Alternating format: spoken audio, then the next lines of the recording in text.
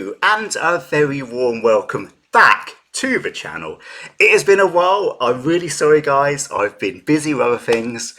The furry paradox isn't going to solve itself, let's just put it that way. But I'm back. I'm hoping to do more regular videos, and to make a start we are returning to one of my favourite channels, which is the Fat Electrician. Obviously, as always, the original video will be in the description. Please do go check it out, show them some love. So this is America Dismantles Pirate Nations for Touching Their Boats. And I'm pretty sure I know what this is about. I'm pretty sure it's about the Barbary Wars, which were, as far as I'm aware, the first overseas wars ever fought by the United States. Unless you include, I think, the Quasi War, which was a very brief naval conflict with France, but leaving that to one side. So the Barbary states were a series of quasi-independent countries in what is now Algeria, Morocco and Tunisia, and their economy was entirely based around slavery. So they would raid Europe and also kind of ships in the Mediterranean and take slaves. They were nominally part of the Ottoman Empire, but de facto independent states. So, and if that's not what this video is about, I'm going to now look like a complete moron, having done the introduction about that. So let's hope it is.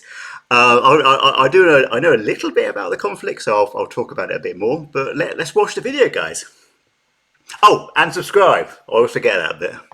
Ah, yes, Let's go. the pirates kept messing with American ships, so George Washington founded the United States Navy to do something about it. Did not know that. The United States Navy was founded for the sole reason of hunting pirates. That's Today we're talking about the Barbary reason. Wars. Ladies and Yes, it is the Barbary Wars. I'm so delighted because it means I haven't got to re-record my intro and I don't look like a moron. gentlemen, it is pretty much an ongoing internet joke that you do not mess with America's boats, you know, because of Operation Praying Mantis, that time And that we've America done decided this they were going to sink reaction. half of Iran's navy in like 8 hours. And Vietnam, and World War II, and World War I, and the Spanish-American War, and the War of 1812. I guess if you're not picking up what I'm putting down, I'm trying to tell you, this is the origin story of why you don't mess with America's boats. But first, a word from our sponsor, because this video is brought to you by my favorite underwear company, Sheath. Wait, hold on, I'm supposed to read a script for this one. Here's how to do a perfect ad. For reasons entirely unknown to me, no underwear companies have yet approached British Guy Reacts asking to sponsor this channel. I'm hoping that's going to change. I like to think I set a more realistic male beauty standard than some YouTubers. So if you're watching Victoria's Secret, I am prepared for a small amount of financial compensation to push almost any product. If you think cargo shorts are cool, wait till you try cargo underwear, except the cargo pocket is made with balls not being stuck to your thigh technology. And I know what you're thinking, but chubby electron guy, yeah. What if I try them out and I don't like it? Cool, just wear them like normal underwear and then you have a bonus cargo pocket. Nobody in the history of mankind has ever been like, damn it, I have too many available cargo pockets. It's never happened. Cargo shorts are not even cute at all. First of all, cargo shorts are awesome. They always have been. Second of all, you know what you and this cargo pocket have in common? You don't feel either of us? Ooh, gee, that was more brutal than anything else in this video. I don't care what they showed being done to pirates. That was the worst. Not letting put their phone in my pocket next time we go somewhere. Anyways, if you wanted to try some Sheath cargo underwear for yourself or buy some as a gift for your significant other, I'll have them linked in the description down below, and you can use the discount code FATELECTRICIAN for 20% off. Back to the video. Go support the here's channel. The deal. For 3 centuries, pirates from the Barbary states of Morocco, Algiers, Tunis, and Tripoli would raid merchant vessels in the Mediterranean, steal all the goods, and imprison and turn all of the crew members into slaves. So why was this allowed to go on for over 300 years? Well, the only navies powerful enough to stop these pirates at the time were the Spanish, the French, and the British. And they all came to the same conclusion that it would be cheaper to pay off the pirates, giving them a yearly tribute to not raid their ships rather than go to war with them. So now those 3 empires aren't getting their ships raided. So we should say that the Barbary pirates, if you don't know, was a huge issue for Europe for several centuries. So I mean, right from I think from the kind of the 1500s to the 1800s. And there were several states based along North Africa which were nominally part of the Ottoman Empire. In reality, they were pretty much independent, and they would raid coastal communities all over the Christian areas of the Mediterranean. They would attack shipping of all Christian powers to capture slaves. And it was a huge problem in the Mediterranean in particular, But they raided surprisingly far. They'd raid England, so not just like English territory, but they would raid England itself. Coastal villages in England would get raided by these slavers. They got as far as Iceland, which is actually pretty incredible when you think how far Iceland is and how few slaves there probably are to capture in Iceland. So this was a big problem, and it was only really solved when European colonial powers eventually took physical control of North Africa. So for sort of 3 or 4 centuries, and if you live on a coastal community anywhere in kind of Western, North, Southern Europe, an absolute terror was that these Barbary corsairs or pirates would come and take you as a slave. So yeah. Which is fine, that's a good thing, I guess, but here's the catch with it that they may or may not have known at the time, but they definitely figured out somewhere along the way. Now, the pirates are only raiding all the smaller nations, okay? It's like Walmart, Target, and Amazon getting together, encouraging shoplifting, knowing that they can shoulder the financial burden, but it puts all the other mom-and-pop stores out of business, and they become the only ones selling goods. So that's a really interesting point. I genuinely didn't know the answer to that, because I've often wondered why did none of the big European powers just clamp down on this stuff? Because clearly they had the power to. They were stronger than the Barbary states. It seems that the answer, at least in part, is that it was almost in their advantage not to. If you could persuade the Barbary pirates to attack other countries, but not to attack you, it kind of gave you an advantage by default. So it sounds like from what this dude's saying that Britain, France, Spain kind of came to almost like an agreement with the Barbary pirates. They can target smaller countries and leave them alone. I mean, as I said earlier, they absolutely did attack these bigger countries as well. But I'm guessing perhaps more towards the end when the balance of power was so clearly not in their favour. They came to these agreements, and that's why they weren't just trampled by the big European countries. Except instead of retail stores, we're talking about entire nations. This goes on for literally hundreds of years, but America is still part of the British Empire, so they fall under their umbrella of protection, so it's never an issue. That is until the American Revolution started on April 19th, 1775, with the shot heard around the world, the Battle of Lexington and Concord, and the famous story of a 78-year-old veteran going out into his front yard and shooting 3 redcoats as they retreated back to Boston, sending the message to all of America that the British Empire should get off of our lawn. Fast forward, 1783, America wins the Revolutionary War, officially becoming its own country, and all of America's merchant vessels start flying the old red, white, and blue. And pretty much immediately, 1784, one of America's merchant vessels is captured by Barbary pirates from the country of Morocco. As an act of good faith for a new nation, Spain actually pays off the pirates, gets the American vessel and all of its crew back, returns it to America, and then advises the American government, hey, you guys should start paying these guys off too. That's what all the big nations are doing. At which point, America's minister to France, a guy by the name of Thomas Jefferson, chimes in, and he's like, no, absolutely not. I'm going to go talk to him. Now, obviously, I'm paraphrasing here, but basically, Thomas Jefferson rolls up, and he's like, hey, don't ever fuck with my boats ever again, or else. At which point, the Sultan of Morocco is like... That's actually a quote from my Bumble account. I'm sorry, who are you? I'm Thomas Jefferson, one of the founding fathers of America. You know, we just kicked the British out of our entire country. We're our own thing now. I'm sorry, you fucking pilgrims did what now? We beat the British in war, and now we are our own country. You mean to tell me that a bunch of colonial farmers with muskets went toe-to-toe with the largest military on the planet that is so good at war that they can literally wear high-vis red coats the entire time and still win, and you beat them? Yeah, that's exactly what... In fairness, whilst the British Navy, at the time of the Revolutionary War, whilst the British Navy was certainly the strongest in the world, the British Army probably wasn't. In a straight fight against, say, Prussia, they probably would have lost. But I'm telling you.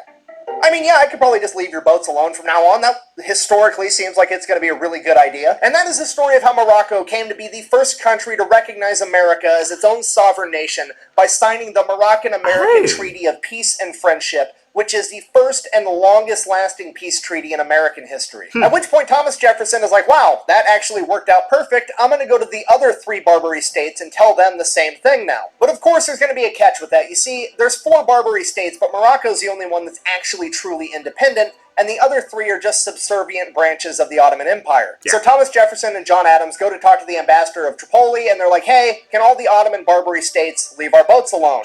At which point the ambassador informs them, absolutely not. You see, we're part of the Ottoman Empire. We don't need to listen to you. We're not scared of you guys. And it is our official stance that, and I quote, it was written in the Quran that all nations which had not acknowledged the Prophet were sinners, who it was the right and duty of the faithful to plunder and enslave. You know, unless they give us money, of course. Everything's got a price, apparently. So Thomas Jefferson is like, well, okay, we're going to war then. And that's when John Adams is like, whoa, whoa, whoa, calm down. Let's just pay the tribute so that our ships can be fine. We already disbanded the Continental Navy after winning the Revolutionary War. I mean, it's just, I find it extraordinary that, like, America's first proper overseas war wasn't against any of its immediate neighbours or kind of anything logical like that. It was literally it was against countries on the other side of the planet that Europe should have been capable of dealing with very easily on its own.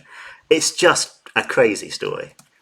We don't have a navy to fight these guys, we just have to give them the money. So that's what happened. For the next 8 to 10 years, America would pay tribute every year to these 3 remaining Barbary states, and every year they wanted more and more money, and eventually even that wasn't enough, because Algiers began attacking American vessels anyways. Okay, if you're not picking up what I'm putting down, I'm trying to tell you that for the first time in American history, somebody has fucked with one of America's boats, and they're not immediately sorry about it.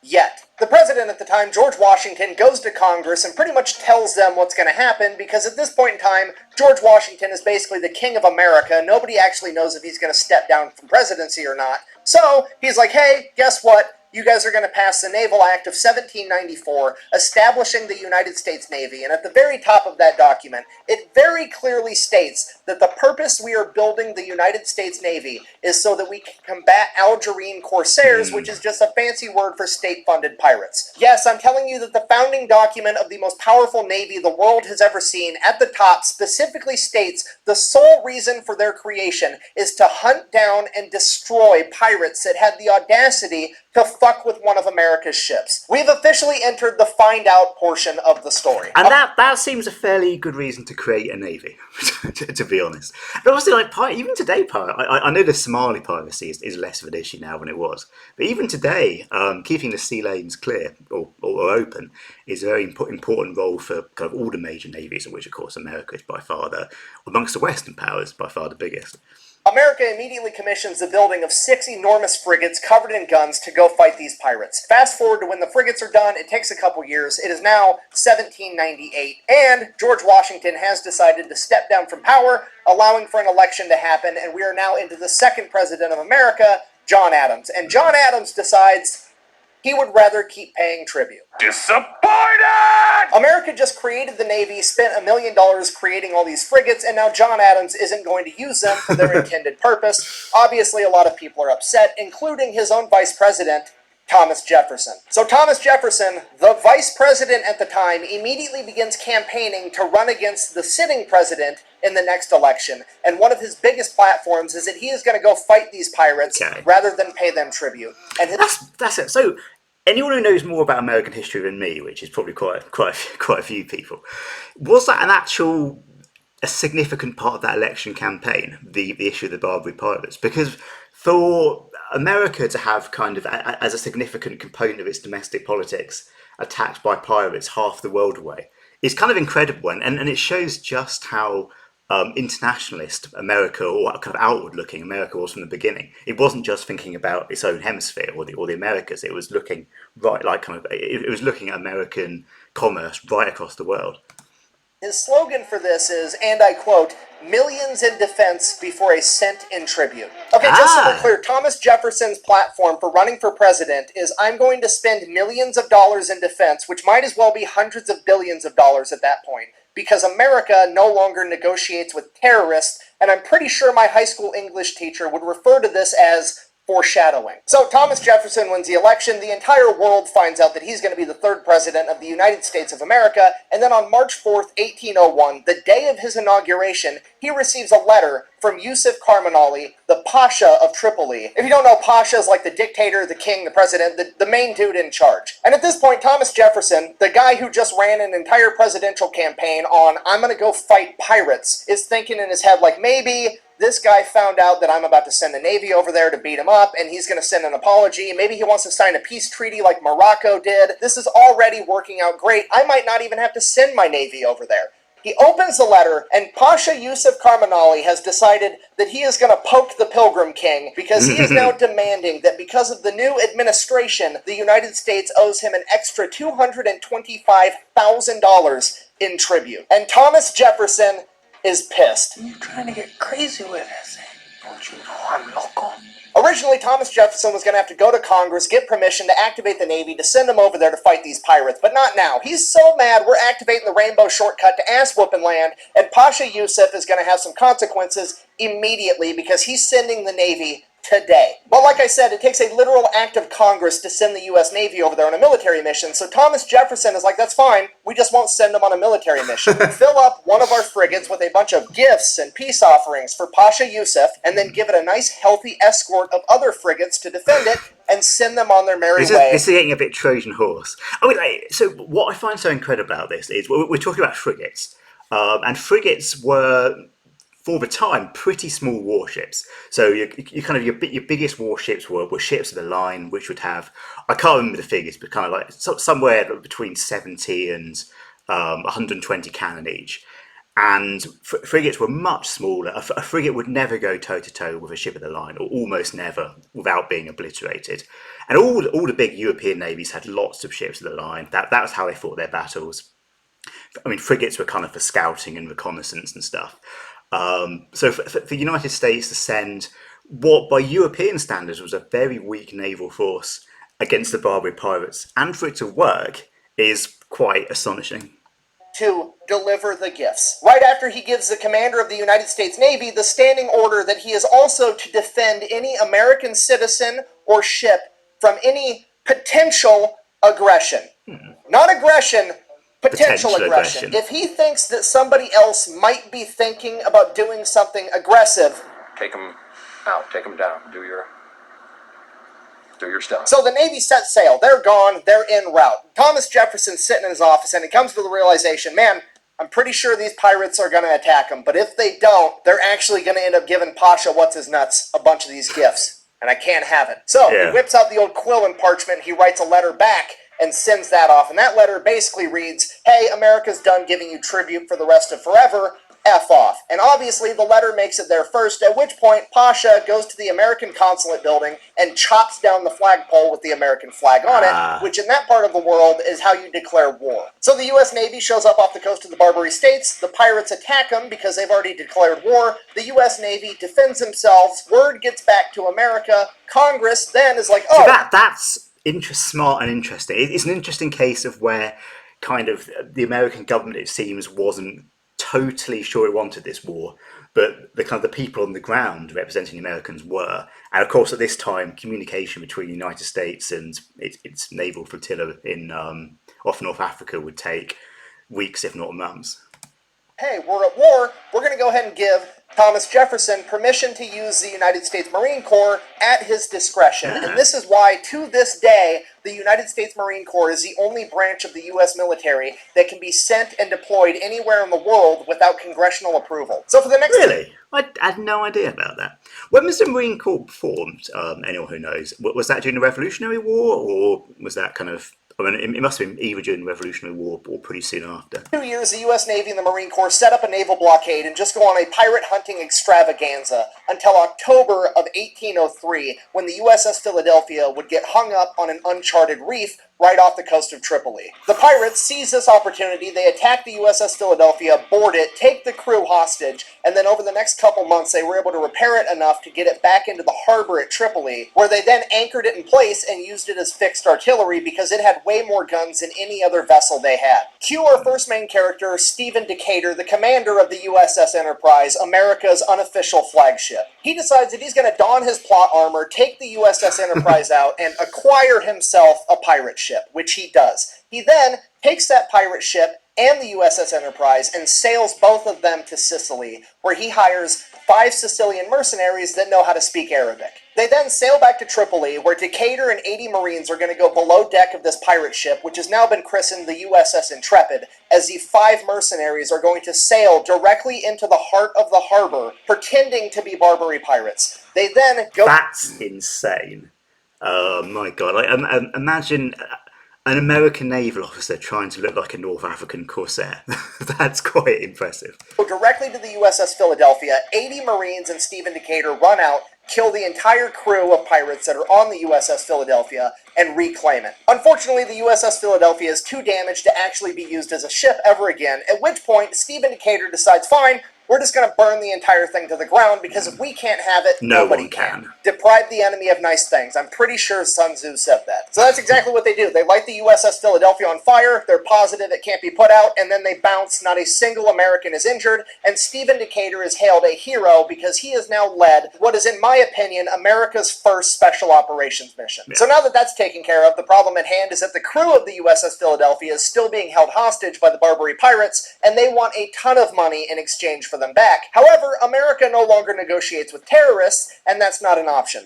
Cue our next two main characters, William Eaton and Presley O'Bannon. And before you ask, yes, Presley O'Bannon, as in the USS O'Bannon, the Fletcher-class destroyer from World War II that sank a Japanese submarine with potatoes. So they go in and they pitch their idea I'm gonna have to watch that video at some point. That is not a story I was aware of.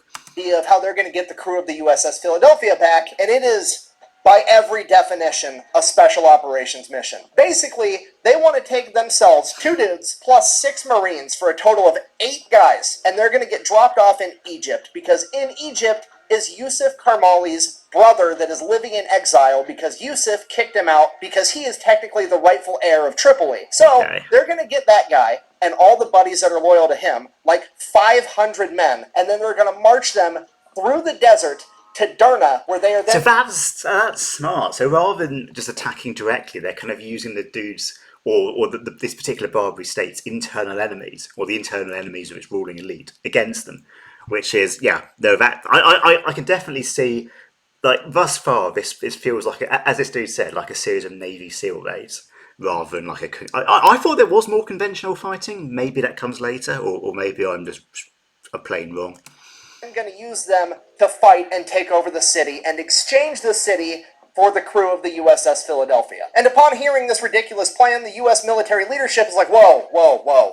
You want to take a small contingency of men, be dropped off in a foreign country, meet up with a rebel leader who already has a bunch of men, and then convince him that you're going to help him overthrow a current dictator, and then he can be the new dictator, and basically we're using other people to fight other people that we don't like to benefit us. And Presley O'Bannon and Eaton are like, yeah, that's pretty much exactly it. And the government is like, this is a terrific idea.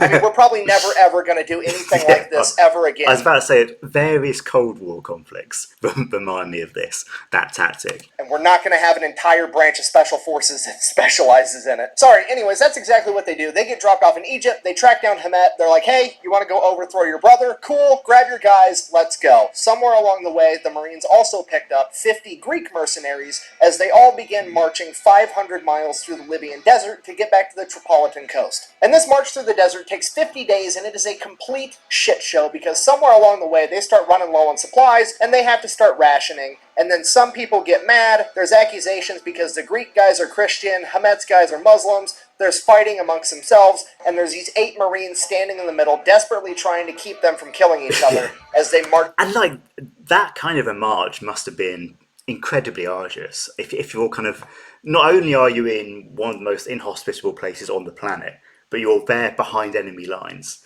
So yeah, kudos. Through the desert. So despite multiple mutiny attempts and a ton of fights, the Marines were able to keep this group together enough to make it through the Libyan desert till they arrived at the coastal city of Bamba. Once they get there, they meet up with the USS Argus that gives them a bunch of supplies so they can start eating food again, and they give enough money to pay off the Greek mercenaries. Then Eaton decides that he's going to send a letter over to the governor of Derna right next door, because remember, we can't attack unless they're potentially aggressive. Okay, so he sends a letter and is basically like, hey, I'm going to march my army through the middle of your town to go kill your boss on my way to Tripoli. Can I have some safe passage and maybe some food? The governor of Derna sends a letter back that says, my head or yours, which sounds potentially aggressive enough. So that's a fair interpretation, I think. they begin making the plan for the ground attack. Hamet and his men are going to take the governor's palace, and the Marines and the Greek mercenaries are going to take out the harbor fortress. But to do that, they're going to need a cannon from the USS Argus, so they're going to meet up with it, go get this cannon, and prepare for their attack. Cut back to Stephen Decatur. While all this has been happening, there's still been a naval battle in the Mediterranean the entire time, and Stephen Decatur is on an absolute rampage, because after he captured his first pirate ship, he would receive word that his brother, James Decatur, had been mortally wounded by one of the pirate ship's captains, who was pretending to surrender before shooting his younger brother. Upon hearing this, Decatur immediately gives command of the new captured vessel to one of his men, leaves a couple guys with him, and so this is like the more conventional fighting. But I had also thought this was going on, so I'm really sure if I'm not totally wrong about that. Takes off to track down this pirate ship that just killed his brother. So they chase down this pirate ship, they pull up right next to it, and before the crew has time to do any boarding procedures, you know, like break out the planks, tie some ropes to the other ship, all that stuff you see in the movies, nah. Stephen Decatur jumps into the enemy ship and starts killing pirates immediately. 9 Marines, seeing that happen, are like, oh shit, we're doing this. So they jump onto the pirate ship too and start throwing down, at which point the pirate ship veers off and breaks away from Decatur's ship. It is now 9 Marines and Stephen Decatur versus over 30 pirates on this vessel, and 30 is not going to be enough. Stephen Decatur kills multiple pirates, including the captain that had slain his brother, officially avenging his brother's death, capturing that vessel as well. But he is still absolutely furious that his brother died, and he continues to go on a rampage, capturing another pirate ship and destroying 3 more over the coming weeks. Cut back to the men on the ground. Eaton and O'Bannon have been getting their battle plan ready this entire time. They just had their men go get a cannon off the USS Argus because they really need this cannon if they're going to be able to pull off this mission. So I want to know what they can do with this cannon. Like, why is one cannon so important? they're ready to attack. The U.S. Navy gets into formation, and they are going to bombard the entire city of Derna while they launch this attack. Despite that, there's over 2,000 men loyal to Pasha Yusuf that are going to defend it, and they are heavily outnumbered. So Navy starts bombarding the shore. Hamet and his men take off to go attack the governor's palace, and Eaton, O'Bannon, the Marines, and the Greek mercenaries begin launching their attack on the harbor fortress. They open up with the initial cannon fire, which is going to be vital to be able to break through the enemy lines and establish their foothold. They fire the cannon. As they go to reload and fire it again, they realize that they had accidentally forgot to take the ramrod out of the cannon and shot that at the enemy too. Now the cannon's completely out, and they're kind of like, oh shit, what do we do? What do we do? And Presley O'Bannon just charges. That's like the equivalent of pulling the pin out of a hand grenade and throwing the pin rather than the grenade. It's a really elementary mistake. Into battle. It's interesting also that the Greek mercenary thing, because Greece at this time was part of the Ottoman Empire. So I can totally see why a lot of Greeks were negatively inclined, shall we say, towards client states of the Ottoman Empire. The other Marines follow behind him, and the Greek mercenaries behind them. They attack so quickly and so violently that they're able to overrun the entire enemy fortress before anybody really knows what's going on, and Presley O'Bannon becomes the first American ever to raise the Star-Spangled Banner over a foreign battlefield. This battle, the taking of the Tripolitan coastal city of Derna, is enshrined in Marine Corps history in the Marine Corps hymn with the line, "From the halls of Montezuma to the shores of Tripoli." And yeah, I think I've heard of that before. it is also where the Marine Corps would get their first nickname ever, because the 7 Marines present for this battle fought so hard and so violently that they simply became known as the Leathernecks, referring to the leather collar that they wore around their neck to protect it from slashes from pirate swords. So Yusuf's men end up getting beaten back. So is that still a nickname for American Marines, Leathernecks? And it's not like an offensive thing? I don't want to go insulting people, particularly not US Marines. Forced to retreat to Tripoli, at which point the Marines, the Greeks, and Hamet and his men all consolidate, figure out what happened. Hamet and his men were able to take over the governor's palace, and after the taking of the city of Derna, Hamet awards his very own sword to Presley O'Bannon as a gift for how valiantly he fought in battle. And this is the Mameluke sword, the same sword that is on the Marine Corps uniform today. So now Yusuf consolidates his military, sends an enormous army back. Does that sword still exist? Is it like in a museum or something? Because that would be pretty cool. Back to Derna to try to take it back over, and they're kind of just sitting on the outskirts of the city, waiting for the right moment to attack. Eaton and O'Bannon are writing correspondence to the U.S. military in the chain of command, like, hey, we took this entire city with like 8 Marines, give us some reinforcements, we're going to go take Tripoli next, and then we'll just overthrow this entire country. This goes on for over a month, and they defend the city multiple times from attacks from Yusuf's men, and eventually Eaton receives a letter informing him that he is to stand down and just leave, because American diplomat Tobias Locke has struck up a deal with Yusuf Karmanali. And apparently he struck up this deal with absolutely nobody's permission, because the deal is America is going to pay Yusuf Karmanali, the Pirate King, $60,000, and in exchange, we are going to receive the USS Philadelphia back, as well as a peace treaty that they are going to leave American ships alone from now on. So yeah, everybody's pretty pissed off about it, from Thomas Jefferson, Presley O'Bannon, William Eaton, Stephen Decatur. Yeah, this is one of the interesting things about kind of geopolitics in this period, is because the distances to the capital were so great, the actors on the ground had vastly more power than they do now. And when the actors on the ground kind of decide to do their own thing, there's really no one to rein them in. So it's a really interesting kind of issue that we don't have so much in politics these days, or geopolitics. We're all furious that we are now giving $60,000 to this pirate king, as opposed to overthrowing his entire city of Tripoli, or at a minimum using the fact that they're holding Derna and use that as leverage to exchange. But whatever, the war's over, I guess. For now. So the peace treaties were signed in 1805. Now, fast forward 7 years, 1812. The War of 1812 happens. Okay, if you don't know, the War of 1812, there's more to it than this, but the reason that it started is that Great Britain wanted to have more control over the seas and trade because America was getting too much, because America was no longer getting attacked by pirates, because we just beat them in a war now too. So, Great Britain launches another war against America. During this war, they encourage the Barbary pirates to start attacking American vessels. So this is why it comes in. Why did the great European powers not take out the Barbary pirates? Because by this point, the Barbary pirates, it seems, could be quite useful to them. Again. And honestly, it works out pretty good for the pirates, at least for a little while, because the American Navy is too busy to worry about them because their hands are full with the British Navy. Fast forward 2 years, 8 months later, the War of 1812 ends. Now, luckily for the Barbary pirates, Thomas Jefferson is no longer president at this point. And the one thing I remember about the War of 1812, and I'm pretty sure I've done a video on this, or reaction video I should say, is that the most iconic battle, the Battle of New Orleans, was fought after the peace treaty, which again shows you the issue of kind of communication times between capitals and the guys on the ground. We are on to America's fourth president. Let me check my notes here.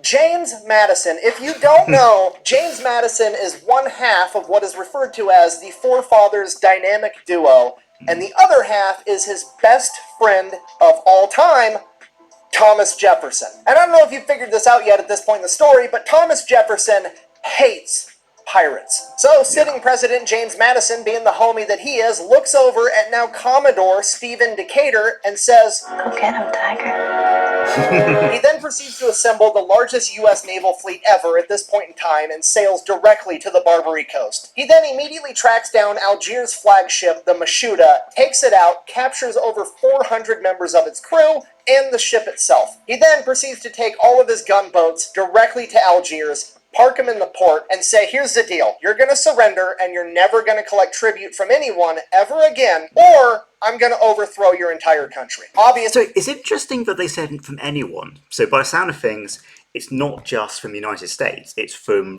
they're like saying, stop your piracy completely. Change your entire kind of economic system, which is based around slavery, which is a big ask. I mean, a good ask, for sure, but a big ask.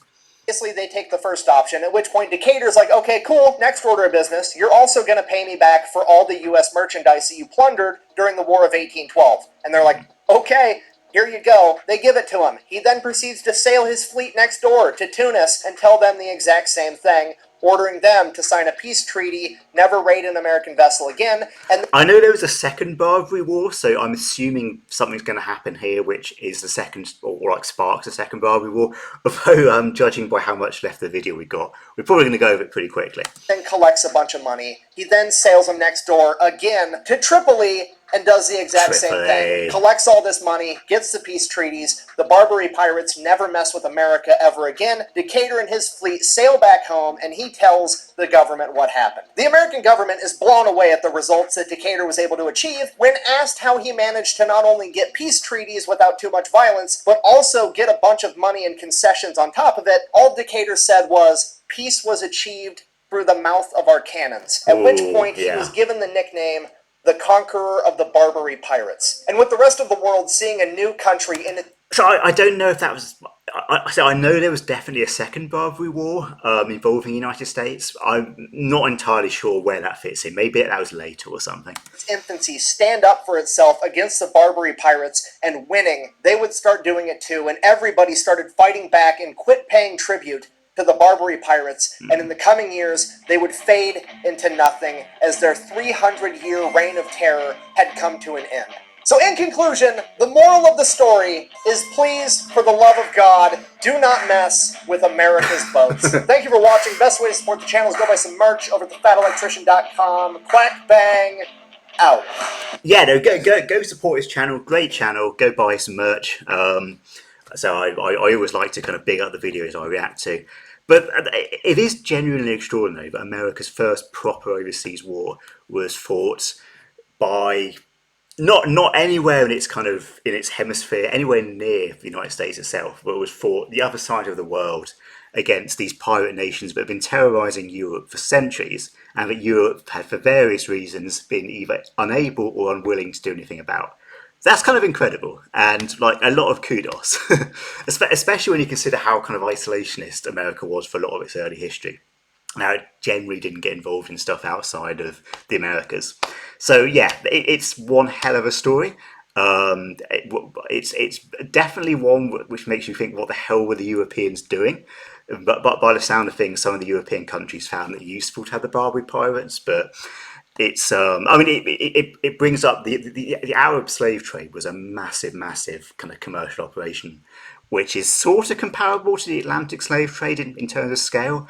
So they targeted to the north. They took slaves from Europe, and they also took an awful lot of slaves from sub-Saharan Africa, and that would continue right until the fall of the Ottoman Empire in the First World War, or at least getting pretty close to that time. So yeah, it's a very big part of history which I think is perhaps underexplored. But on that note, I thought that was really interesting. Really enjoyed that. Please do subscribe. We're getting near to 14,000 subscribers, which is amazing considering how little work I'm doing on the channel. So go subscribe to The Fat Electrician, and thank you so much for watching. Over and out.